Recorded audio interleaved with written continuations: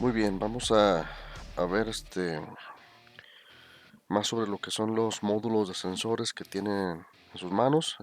Traté de recordar cuáles son los que tenían. Vamos a partir por el DHT11. Como tal, ya lo hemos platicado un poquito en clase. Ahí espero que se alcance a ver bien. Como tal, pues físicamente mi sensor tiene esa forma. Ya puede que venga directamente en un módulo o que venga directamente ya puesto de esa forma ya conectado, como se ve aquí en la pantalla. O sea, puede que venga ya sea como esta forma o como esta forma, de las dos maneras. Aquí me indica lo que son las terminales de conexión, lo que viene siendo la terminal de alimentación, que es la de voltaje. Luego esta terminal como tal no se usa, la terminal de tierra, y esta es la terminal de datos, la que me entrega el dato como tal. ¿Qué ventajas se tiene a veces cuando ya tenemos el módulo como tal? O sea, este tipo de módulo. Por lo general, cuando este módulo ya viene integrado, ya maneja esta resistencia. Esa resistencia que tenemos ahí es muy importante. Se llama pull-up resistance, o una resistencia que me ayuda en la parte del dato de salida digital hacia mi microcontrolador, que en este caso pues todos en su mayoría están usando el ESP32. Bueno, hay varios modelos, pero están usando el ESP32, el modelo DEP 1, creo, versión 1. Bueno, como tal, el DHT 22, perdón, DHT11, recuerden que eso me va a dar una entrega de temperatura y de humedad. Lo que tenemos que fijarnos siempre son las especificaciones. Aquí me marca como especificación. La primera y más importante es el rango de operación de voltaje, o sea, qué voltaje debo de aplicar,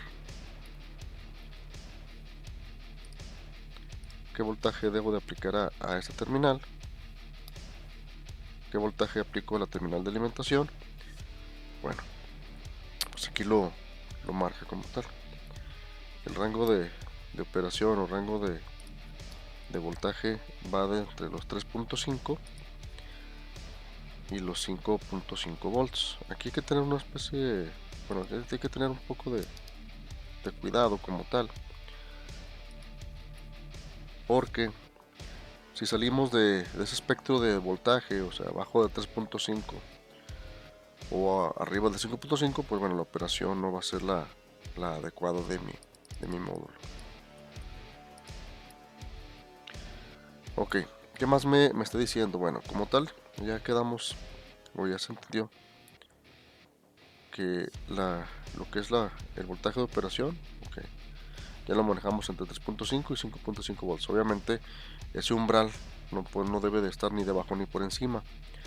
La corriente de operación, operating current, esta es importante ya que me está diciendo qué tanta corriente va a necesitar de esa fuente de alimentación. Aquí me está marcando lo que son 0.3 miliamperes mientras esté midiendo, ¿sí? Y 60 microamperes mientras esté en modo standby, o sea, en espera. ¿Cómo puedo entender yo eso? Bueno, es bien simple. Cuando mi sensor, el DHT11, esté midiendo, o sea, está sensando que el microcontrolador esté pidiendo que sense el voltaje, la temperatura y la humedad, bajará lo que son 0.3 miliamperes, que lo equivale a 0.003 amperes. Sí, obviamente recorrí el punto 3 cifras hacia atrás. Pero cuando esté en standby, que no está haciendo nada, son 60 microamperes, o sea, 0.00006 amperes. O sea, casi nada debe de estarme consumiendo. ¿Eso por qué es importante? Bueno, porque la fuente de alimentación que nosotros vayamos a utilizar para poder medir alimentar ese sensor, pues debe entregarme esa corriente entre los 0.3 amperes y los 0.0006 amperes. Obviamente es una corriente muy pequeña, por ahí siempre va a estar el dato de que qué pasa si le conecto una fuente de alimentación que dé mayor corriente. Bueno, ese dato se entiende básicamente cuando la corriente que dé la fuente, aunque sea demasiado, que digamos que tengo una fuente de 3 amperes, aquí lo pongo a un lado, por ejemplo, si tengo una fuente de 3 amperes, y mucha gente va a pensar, bueno, pues si le conecto una fuente de 3 amperes a un elemento que esté consumiendo nada más 0.003, pues voy a quemar el dispositivo. Pues no, no pasa eso. La fuente de alimentación únicamente alimenta la corriente exigida o demandada por el elemento. O sea, de esos 3 amperes, mi dispositivo únicamente va a tomar los 0.003 amperes que necesita. Obviamente, si voy agregando, imaginemos que voy agregando n número de DHT11 hasta que llega un punto donde, no sé, por decir así hipotéticamente, conecté 200, conecté 1000 DHT11 que sobrepasa los 3 amperes, obviamente sumándose esa corriente, pues obviamente sí va a haber un problema, porque si yo conecto un sensor o n número de sensores que demanden más corriente de la que tengo en la fuente, pues obviamente mi fuente no va a poder con esa alimentación hacia esos sensores. Pero bueno, eso sería algo más importante. Aquí me está marcando que el tipo de salida es tipo dato serial. Ya cuando veo datos seriales, que es como les comentaba, son datos de forma TTL, lógica TTL, lógica digital. El rango de temperatura va entre los 0 y 50 grados centígrados, o sea, el rango de temperatura que va a medir. Y lo que es la humedad va entre 20 y 90% de humedad relativa, o sea, la humedad del ambiente. ¿Sí? Este porcentaje de humedad relativa es la que estamos midiendo en el ambiente.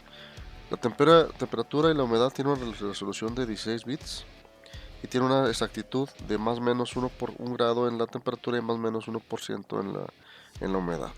O sea que va a variar más o menos eso. O sea, si mido 20 grados puede que sea 21 o 19 grados. Igual en la parte de temperatura. Ok. Bueno, ¿dónde más puedo ver todo ese tipo de situaciones? Bueno, aquí también me entrega lo que es la misma tablita, donde repito, el rango de operación de voltaje, me entrega datos de forma conjunta, tanto temperatura como humedad, de forma serial. Dice que la terminal 3 no está conectada, o sea, no se debe usar para nada. Y la terminal 4 es la terminal de tierra. Pues únicamente es el pinout. Cómo está conectada la terminal 1, la 2, la 3 y la 4. De la 3 obviamente se anula, no se conecta. Igual aquí tenemos la alimentación, como les comentaba. La alimentación va a estar ejercida entre los 3.5 y los 5.5 volts.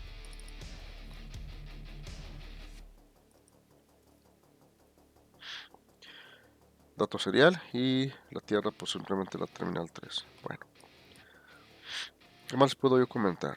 Bueno, del DHT11 es un sensor que mide temperatura y humedad, como ya lo hemos notado de forma en la última clase que tuvimos.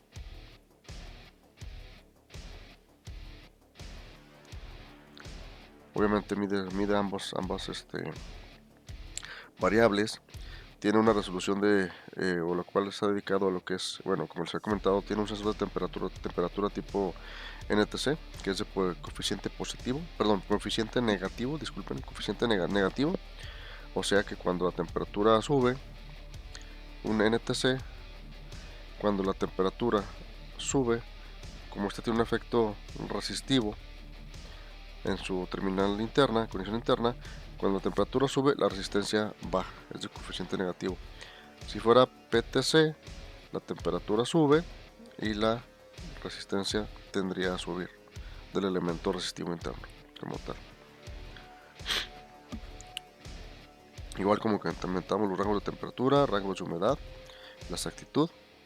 Y aquí donde lo que voy a mostrarles es la forma de conexión más habitual para poder usar el DHT11 directamente con un microcontrolador. Obviamente el microcontrolador que estamos usando es el ESP32 como tal. Y esto es lo que les comentaba, que era la resistencia pull-up. Esta resistencia pull-up me permite establecer que el dato que tenga aquí digital, obviamente, sea eficaz y sea seguro que realmente transfiera un dato digital. ¿Por qué? Porque esa resistencia pull-up tiene la siguiente funcionamiento. Cuando yo manejo señales digitales que son TTL, siempre vamos a estar escuchando que son señales que son o ceros o unos, o true o false. ¿Sí? Bueno, igual aquí para que sea un poquito más congruente. Sería verdadero, falso, 5 volts, 0 volts o GND, ¿sí? Y pues obviamente gráficamente tengo el siguiente pulso, que es 1, 0, en la misma relación. Pero hay dispositivos los cuales me envían valores que cuando yo tengo un 1 son 5 volts y cuando tengo 0 volts son 0 volts. Y a veces esos dispositivos, cuando mandamos el pulso, por ejemplo, imaginemos que este es mi DHT11 y trata de mandar lo que es mi señal al ESP32.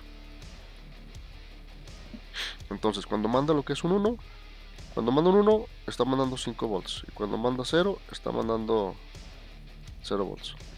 Si yo nada más hiciera esa parte, posiblemente en el traslado entre esos dos valores queda mi terminal flotante, y cuando queda mi terminal flotante hay umbrales de voltaje existentes que me permite hacer que, aunque yo no le mande 0 volts, o sea que no le esté mandando nada al DHT11, el SP32 posiblemente ese umbral lo detecte como un 1 falso. O sea, en pocas palabras, que cuando mando un 0 volts o no esté mandando nada, posiblemente ese umbral de voltaje que tenemos en esta parte, entre esto y 0 volts o GND, puede detectar aquí un falso 0 como un 1, o al revés, un 1 como un falso 0. Y eso hace que pues no tengamos un dato digital consistente que llegue a mi SP32. Por esta razón se le coloca una resistencia pull-up. Esa resistencia pull-up la conectamos directamente a VCC, o sea, los 5 volts. Y eso lo que hace es lo siguiente. Lo que hace la resistencia pull-up es algo similar a esto.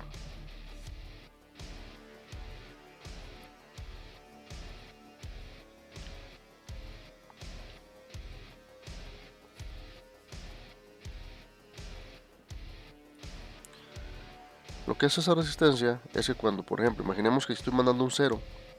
Si estoy mandando aquí un 0, para poder mandar un 0, tengo yo que conectar este switch. Aquí tengo un interruptor. Si este interruptor lo mando directamente o lo cierro, estoy mandando un 0 directamente hacia la terminal de tierra. ¿Por qué? Porque la corriente siempre va a buscar el camino más corto y obviamente esta resistencia limita la corriente, entonces mi SP32 estuviera recibiendo un 0. Pero si yo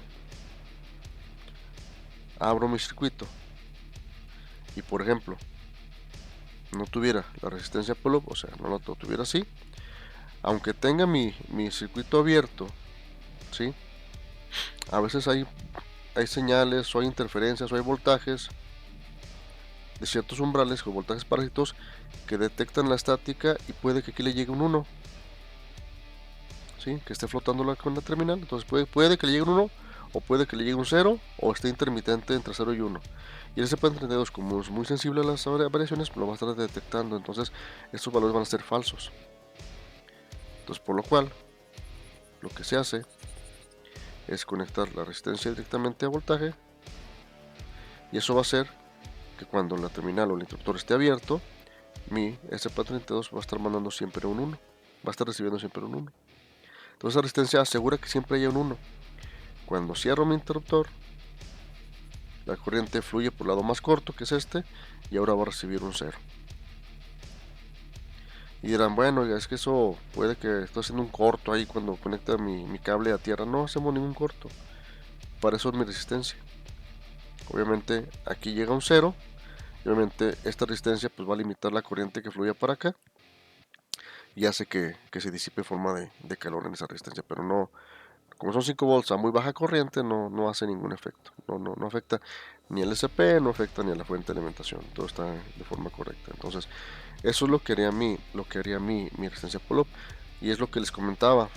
A veces, o mejor dicho, casi siempre, cuando ya se encuentra mi módulo establecido, ya esta resistencia como tal ya la tenemos conectada aquí, ya bien establecida. Y eso me permite que pues prácticamente mi salida yo la pueda mandar directamente al ESP32. Obviamente este lo voy a mandar a BCC y este lo voy a mandar a tierra y ya voy a tener ahí mi alimentación. ¿Sale? Entonces, como les comentaba, siempre hay que buscar las fichas técnicas. ¿Qué es lo importante? Revisar qué, qué voltaje de operación tiene mi sensor, qué corriente me va a suministrar, qué tipo de rangos de valores me va a entregar y qué tipo de dato me está entregando. En este caso, un dato tipo serial. Eso es lo relevante. ¿Sale? Del DHT11 o el DHT22 hacen lo mismo. ¿Sale? Ahora bien, vamos a brincar al sensor que tienen ustedes de luz. De igual forma, cuando encontramos este sensor de luz, siempre tenemos que irnos directamente a la ficha técnica y entender. Obviamente, creo yo que ese es el encapsulado que están manejando todos. Si ustedes lo notan aquí, trae directamente un pequeño integrado, que es el LM393. Ese pequeño integrado es importante para cambiar de color para que sea un poquito mejor. Este integrado es importante, que le puse un color que no era, mejor rojo, para lo que es la parte de comunicación con su microcontrolador. Tiene este es uno operacional, un amplificador operacional como comparador.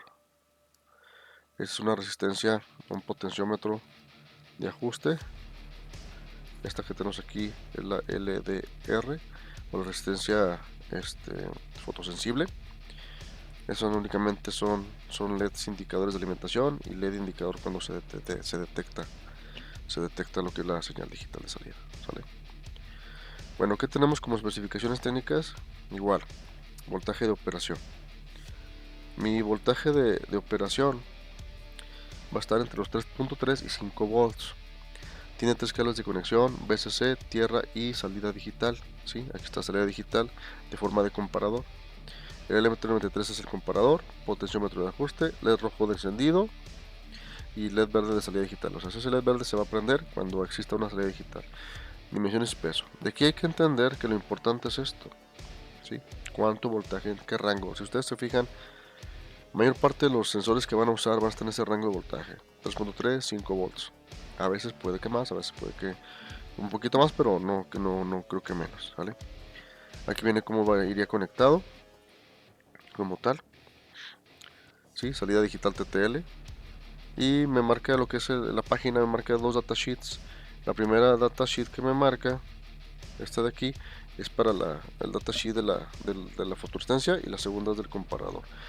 Igual me puedo ir directamente a la datasheet de la fotoresistencia y me mandaba a esa donde tenemos aquí lo que son las características principales de mi fotoresistencia, que es el elemento pues principal. Dice que tiene un encapsulado epóxico, tiene rápida respuesta, tamaño pequeño, alta sensibilidad, tiene alta relatividad. ¿Cómo se traduciría esta parte? Bueno, es muy efectivo en el performance y tiene un buen espectro de características de espectro. ¿Sale? Aquí te marca que la resistencia a 10 luxes, que es la forma en la que a 10 luxes y a 25 grados centígrados, va entre los 8 y los 20 kilo ohms. Dice que cuando hay esa resistencia cuando hay luz. Cuando no hay luz, que está oscuro, a 0 luxes, te voy a dar 1 mega ohm, ¿sí? De forma mínima, o sea, lo mínimo que te va a dar es 1 mega, o sea, una resistencia muy grande. O sea, estamos hablando que si en la forma normal son de 8 a 20 kilo ohms, o sea, estamos hablando que va de 8 a 20 kilo ohms, estamos hablando de que son de 8000 a 20.000 ohms con luz. Cuando no haya luz, o sea, esté oscuro, va a estar entre mínimo un megaohm, o sea, hace 1, 1, 2, 3, 4, 5, 6 ohms, lo mínimo que te va a dar, o sea, un giga, perdón, un megaohm, ¿sí? Estos son kilos, kilos son 3 ceros, megas son 6 ceros y giga creo que son 9 ceros, ¿sale? Entonces un megaohm, ya te estamos hablando que son 6 ceros, o sea, una distancia muy grande, obviamente va a ir incrementando. Y aquí me está hablando también que tiene lo que es una disipación de potencia de 100 miliwatts. ¿Por qué aquí ya hablamos de potencia? Porque obviamente es una resistencia, las resistencias siempre se van a calentar. Obviamente son 100 miliwatts, estamos hablando de 0.1 watts, o sea, algo muy significante, muy pequeño. Dice que el máximo voltaje que puede recibir son 150 volts a 25 grados centígrados. Tiene una respuesta espectral de pico máximo a 25 grados de 540 nanómetros, o sea, lo que puede responder. Y la temperatura ambiente en la que trabaja es de menos 30 a 70 grados centígrados, o sea, no puede exceder los 70 grados como tal. Físicamente tenemos este encapsulado. Y de aquí lo que tengo que rescatar es estos rangos, jóvenes. ¿Qué rango me va a dar? Obviamente ustedes ya lo traen encapsulado, mejor dicho, implementado en ese módulo. Y ya este módulo como tal, pues les quita la tarea de hacer la parte de adaptación o de acoplamiento de su LDR hacia el SP32, porque ya ya me entrega un valor digital de salida. Pero hay algunos módulos que te dan un valor digital y un valor analógico, que me puede dar un valor, un rango de variable de voltaje, depende de la luz que me puede dar, ¿sale? Entonces, ¿cómo sería un valor analógico? Es bien sencillo. Yo quisiera que mi LDR fuera respuesta analógica, porque a veces puede funcionar. Puedo hacer únicamente con conectar lo que hace básicamente de esta manera. Este es mi LDR. Si yo lo conecto a 5 volts y lo conecto a una resistencia de 1 kilo a tierra, yo aquí ya voy a tener un valor analógico que puede ir posiblemente, tal vez como elemento con 5 volts, que puede ir entre los 0 a los 5 volts, dependiendo de la luz que le incida. O sea, depende, si hay mucha luz, obviamente puede que el voltaje sea bajo. Si hay poca luz, puede que el voltaje sea arriba. Depende de la posición en que yo ponga la LDR. O sea, mi LDR puede ir aquí,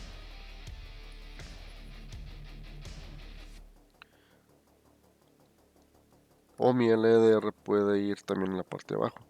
¿Y eso qué va a hacer? A veces pasa que cuando lo pongo en la parte de arriba, si lo hubiera dejado como estaba, en la parte de arriba puede ser que mayor luz, mayor voltaje, menor luz, menor voltaje. Pero si lo pongo acá abajo, va a pasar lo contrario, a mayor luz, menor voltaje, a menor luz, mayor voltaje. O sea, va a ser la forma inversa. ¿Sale? Pero igual ustedes ya lo traen en un módulo establecido, como les había comentado, en este modulito. ¿Sale? Bueno, eso es en base a lo que es su fotoresistencia en ese modulito. Ahora bien, vamos a revisar ahora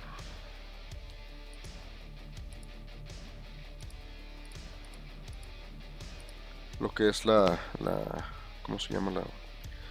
El SP32. El SP32, aquí está. Si ustedes se han fijado, el SP32, los que he visto comúnmente, que es el Dev 1 versión 1, son ese modelo, es el que va alimentado con el puerto mini USB. Como tal, bueno, tiene un sinfín de terminales. Bueno, no un sinfín, tiene pues varias terminales como tal. Hay que entender que tiene las terminales de alimentación, terminal de tierra, la de Enable, la GPIO. GPIO es General Purpose Input Output o terminales de propósito general. SPI y cuadrada C son terminales de comunicación seriales. ADC, DAC son convertidores digital analógico y analógico digital. Bueno, al revés, analógico digital, digital analógico. Trae las de touch, las de comunicación UART, y las de control y las de PWM. Entonces, de aquí debo de rescatar algo muy importante. Si ustedes se fijan, su SP32 se alimenta por USB directamente de su computadora. Ese ESP32 por lo general lo han usado ustedes siempre conectado a la computadora, y obviamente la fuente de alimentación de la computadora, la batería, o si está conectado a la corriente, pues, o si fue, digamos, si fuera una computadora de escritorio, se alimenta con los 5 volts que maneja el puerto USB. Internamente trae lo que es un regulador, este pequeño componente que vemos aquí. Es un regulador de voltaje, la cual te convierte a 5 volts, te los pasa a 3.3 volts, que es el voltaje de operación de su ESP32. Entonces, cuando yo lo alimento, tengo esa forma. USB 5 volts, este regulador internamente lo convierte a 3.3 y ya se alimenta todo mi SP. Pero tengo otra forma de alimentarlo, que viene siendo esta, el cual sin usar una computadora, yo aquí también le puedo suministrar 5 volts, o sea, con una fuente externa, unas baterías, yo que sé, y este mismo regulador me lo va a convertir a 3.3 volts. Y aquí tenemos algo muy importante. Esto que tenemos aquí es lo que mi ESP32 me puede generar de voltaje para digamos, alimentar algún sensor. Si ustedes se fijaron, el DHT11 y el modulito manejan rangos de voltajes similares. Si ustedes se fijaron, el DHT11 manejaba, vamos a ponerlo otra vez. Bueno, ya puse este de aquí manejaba un rango de 3.3 y 5 volts. Ok, estamos bien. Pero el DHT, este modulito, creo que manejaba un rango de voltaje entre 3.5 y 5.5 volts. Eso me puede ocasionar un problema si yo quiero conectarlo directamente a mi ESP32. ¿Por qué?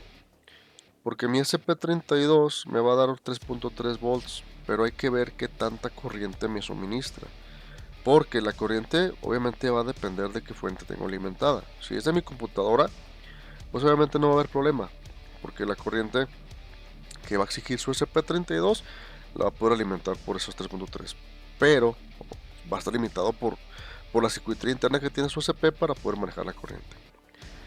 Por otro lado, si lo alimento con una fuente externa sin uso de la computadora, pues va a estar la corriente, va a estar delimitada por la corriente de la fuente que lo ponga.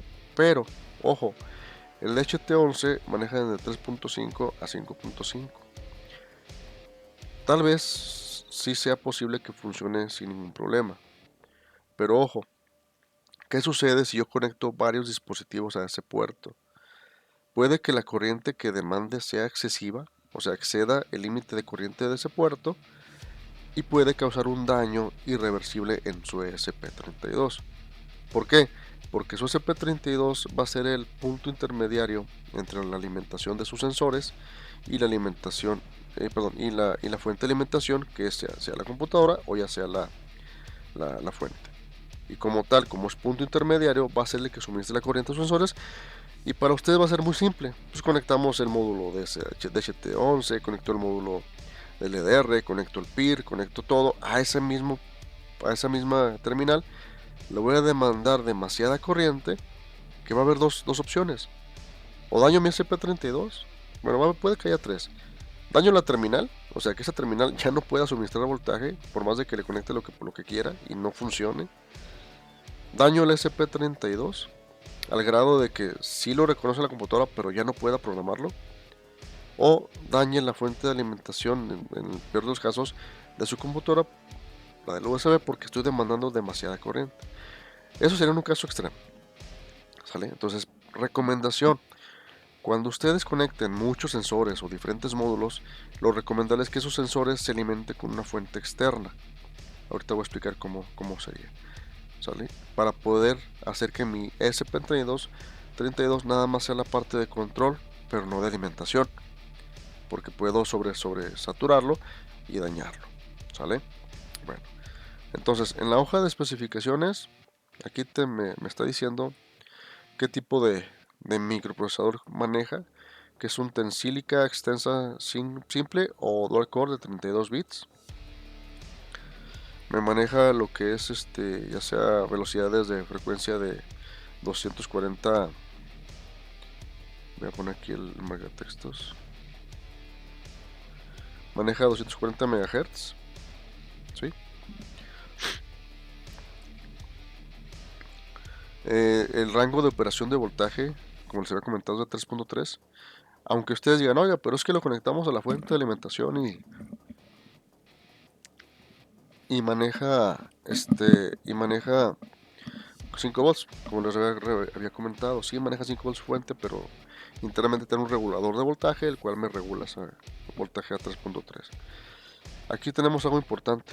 Esto es la parte importante que tenemos que tomar en cuenta. Dice aquí que la corriente en el pin de 3.3 volts únicamente me está dando 50 miliamperes.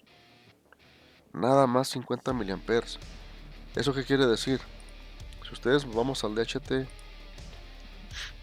vamos a ver cuánto es la corriente. Creo que este sí me marcaba. Son 3 miliamperes, perdón, 0.3 miliamperes. ¿Sí?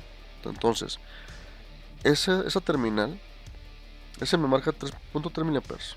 ¿Cuánto me daba, me exigía el modulito? Este creo que no me decía, pero sí me decía la disipación por aquí. ¿Qué creo que decía por aquí? Disipación. Son 100 miliwatts. Más o menos debe andar entre los 2 o 1 miliamper, más o menos. Tiene que tener un poquito más porque la LDR consume más corriente. Bueno,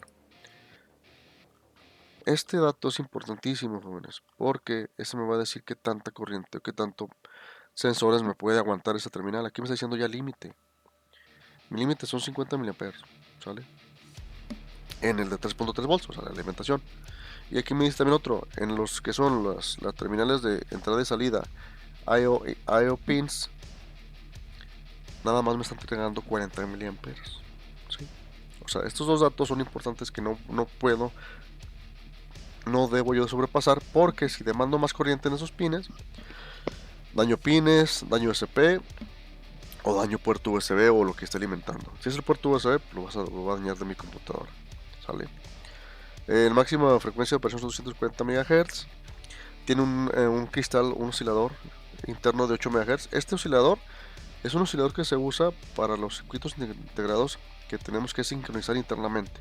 Por eso se llama Internal Oscillator, porque tenemos que tener una frecuencia, digamos, de reloj interna para que trabajen los integrados. Muy diferente a la frecuencia de procesamiento, ¿sí? Es diferente a la frecuencia de sincronía entre procesadores, entre circuitos, que la de procesamiento, ¿sale? Aquí me dice que maneja lo que es una conexión RC de oscilador, o sea, resistencia y capacitor para elementos de reloj. Tiene un cristal. Todos osciladores son de cristal internamente. Son de 2 MHz a 60 MHz y 40 MHz cuando son de conexión Wi-Fi. Se le puede conectar una de 32 kHz de forma externa. Tiene un temporizador, dos temporizadores de 64 bits. Me maneja dos canales de 8 bits de DAC y de ADC. DAC significa Digital Analog Converter, o sea, convertidor digital analógico. Y el ADC es lo contrario. Me dice que es Analog Digital Converter. ¿Sí? Aquí como lo dice, como tal. ¿Sale? Tiene 10 sensores touch capacitivos. Tiene 4 LEDs, 16 canales PWM. Esto es importantísimo, es muy usado el PWM. Tiene conexión Wi-Fi, Bluetooth. Tiene conexión SUART, CPI, y cuadrada C, y cuadrada S y CAN. Por último maneja aquí lo que es la tipo de memoria. Tiene 520 kilobytes de SRAM. Tiene una ROM de 448 kilobytes para guardar memoria o programas y una SRAM RTC de 16 kilobytes. Obviamente son memorias para uso y manejo de información. Y vamos a ver un poquito para acá. Como tal, lo que les comentaba. Tengo lo que es la alimentación de 3.3, 5 volts o regulada. O sea, 5 volts y me da 3.3. Y tiene lo que es el terminal enable. Eso es importante. Aquí fíjense bien lo que dice. The enable pin is represented by N on the board and is used to reset the microcontroller. Eso me permite que esta terminal, si yo alimento 5 volts a esta terminalita de aquí, a esta, yo reseteo mi micro. que es el mismo botón que tenemos aquí, el N es darle un reset al micro, o sea, ¿sale?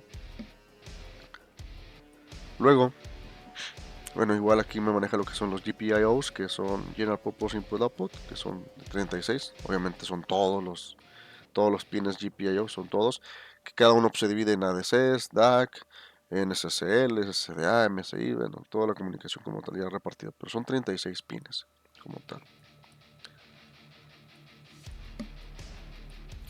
Como les comentaba, igual aquí nada más les puse lo que son los pines de DAC, los pines de ADC, DAC. Eso es importante. ¿Cómo puedo entender yo eso? Miren, un convertidor analógico digital es bien sencillo de entender. Voy a tratar de presentarlo aquí de forma gráfica. Por ejemplo, si yo quiero entender cómo funciona un ADC,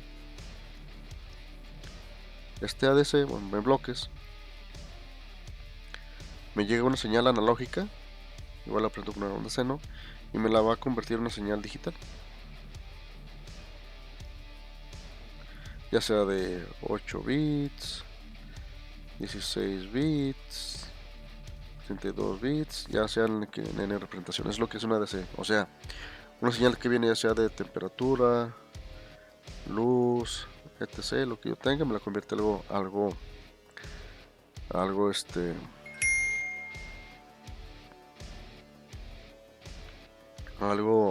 perdón, digital. Y en su contraparte, el DAC, que es Digital Analog Converter, hace lo contrario. Me convierte algo digital en algo analógico, ¿sí? Por eso tenemos entradas digitales, salidas analógicas, o entradas analógicas, salidas digitales. O sea, se puede representar, o entradas digitales únicamente para datos digitales, ¿sale? Por eso su SP maneja ambos pines. O sea, maneja aquí los pines del DAC, del ADC, perdón, y maneja los pines del DAC. Del DAC únicamente tenemos dos. ¿Por qué? Porque así no es muy usual convertir de digital a analógico. Es más común de analógico a digital. Y manejamos estos que son muy importantes, los PWM. Con los PWM yo puedo, mediante lo que es una manipulación de un pulso de reloj, voy a ponerlo de una forma diferente. El pulso de reloj tiene lo que son dos valores, o lo que es el ciclo de trabajo, o el duty cycle,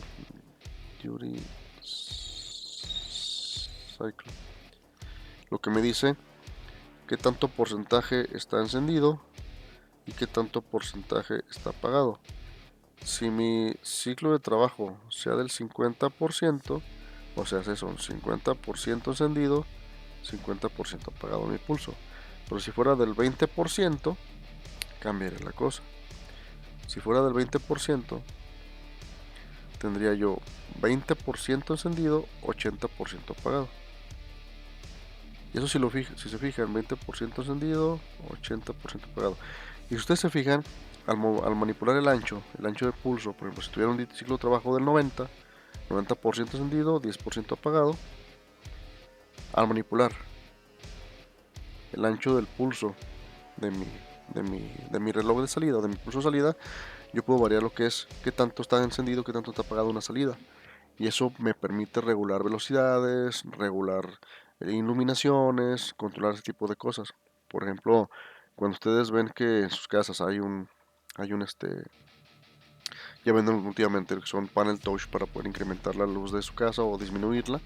Es lo que están haciendo. Cuando incrementan la luz de su casa, están haciendo que el ciclo de trabajo suba, y cuando disminuyen la luz de su casa o la regulan, hacen que el ciclo de trabajo baje, haciendo que el dispositivo esté encendido menos veces. Obviamente, a ojo humano no se percibe cuando se está apagando. Eso es lo que hacemos. Ese PWM me permite hacer ese tipo de situaciones. ¿Sale? Bueno. Voy a hacer otro video donde les voy a explicar cómo trabaja lo que es el, el PIR. Bueno, déjenme manipulo lo que es la grabación. Voy a pausarla un poco y a ver si me permite agregar otra pantalla.